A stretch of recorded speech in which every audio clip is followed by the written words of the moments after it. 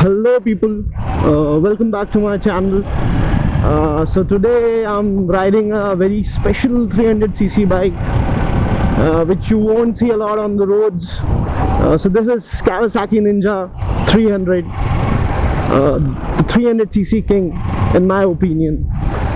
So in this video I'm gonna talk the good and the bad about owning a Ninja 300. So firstly, let's jump onto the good part. So the best thing that I like about this vehicle, this bike, is this engine. It's 300cc parallel twin engine, making 38 horses, and it's quite like a top ND engine. So this bike comes alive at around, I guess, past over 6,000-7,000 RPM. Before that you will feel like you're riding a normal bike, but once you open the throttle, it screams. It screams, man, it screams. So that is what I was talking about. Did you hear the two-cylinder sound that it creates? So the engine is so smooth on any gear. You can drive fast. Like I have put down the bike to 6, and you can easily roam at the speed of 30 or 40 km/h. That's how and refined this engine is. So the heart of the bike is the best, I guess. Another good part that I like about this bike is the ergonomics. I love its ergonomics. This handlebar position or the seat, basically the posture, it's not very committed. It's easy to roam, it's easy to cruise at a speed of 80 or 90 on highways putting down the 6th gear. You don't have a problem, you don't have to shift a gear at all. That's how good this engine is. It has very less vibrations as compared to my 390. Of course, that is a single cylinder high compression engine, so it produces a lot of vibrations, but this is buttery smooth. So, and plus the ergonomics of this bike, the handlebars, is the way you can ride it. It feels very agile, it feels very nimble. It looks like a big bike if you see this cockpit view, but when you ride, you don't feel the weight at all. It can be easily rode in the city or in the bumper to bumper traffic. You won't be having any problem with the way the bike is built. And another good part about the engine is I love this meter actually, this analog digital cluster. So RPM without the needle, I don't think so. It's fun to watch, so much fun to watch whenever you redline the engine. So that's another big good part that I would like. And the another best part that I have like never ever seen on a 300cc bike is the gearbox. So I've ridden a lot of 300s, 350s, like 390s, and even like a few of the 650s, but I have never ever felt this kind of unsmooth gearbox. Just a click of your toe and the gear is changed without any problem.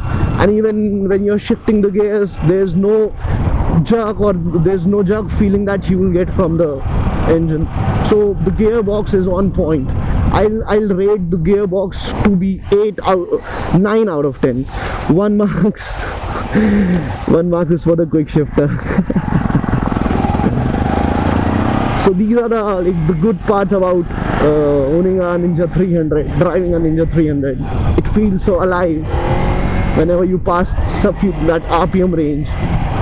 Low end is a bit low, but in the top end it shines. And next, if I talk about the bad sides of the owning a 300, so it's not pretty much bad, but yeah, like no bike is perfect, you know guys. So there are a few bits and pieces in every bike that you have to live with. So drive it and you choose it for yourself, that which bike suits you the best. So thank you for my friend to giving me this bike. So yeah, I was talking about the downsides that you have in this bike. So if I talk about this year 2022, if we talk about the tech that the bike has, there is no such tech at all. The basic things that you get is the dual channel ABS on both front and the back, and slipper clutch. Yep, that's it. That's it. The list completes. So there you won't get any ride-by-wire tech or quick shifter like usually you get on the 390s, which have a like better offering at a lower price. So this bike prices 50,000 more than a 390. But guys, at the end of the day, I think so that the heart is the main that thing that matters. Rest electronics, how much electronics do you use in everyday life? Although I use quick shifter a lot, but still not everyone will be using it. So that's thing. Another feature, it's not a feature, it's a part that I don't like is it still has telescopic suspension. So Kawasaki, if you are charging 4 lakhs up for a bike, at least this bike deserves an update with a USD type forks. Instrument cluster, I love it, but anyways it's gonna change with time like all other Kawasaki's did. So I'm sure Kawasaki pretty soon will bring a small digital instrument cluster, the whole digital unit, with a bit of more of a modes, because here in this this is very like easy going cluster where you don't get a lot of details. So that is another part that I don't like. And the last part about the bike that I don't like is the tires. So Kawasaki didn't even bother to give radial tires in this bike. They provided us with this MRF zappers, which have a good section tires, but still radials are radials, and these doesn't grip well. This doesn't give confidence you to lean a lot. All the bike has a lot of capabilities of doing that, but still it couldn't, just because of the fact the tires are not, that doesn't give that much confidence. So that I wanted to point out. Rest, I think at the end when you get this bike, you're gonna scream it above 10,000 RPM. The sound that you'll get and the engine that you'll be having, it will give you bonker smiles. It will give you bonker smiles. There is a bit of a jam, so I am riding back to Pune from Mulshi. So yeah, so this was my short and simple video of a Ninja 300 about the good and the bad part.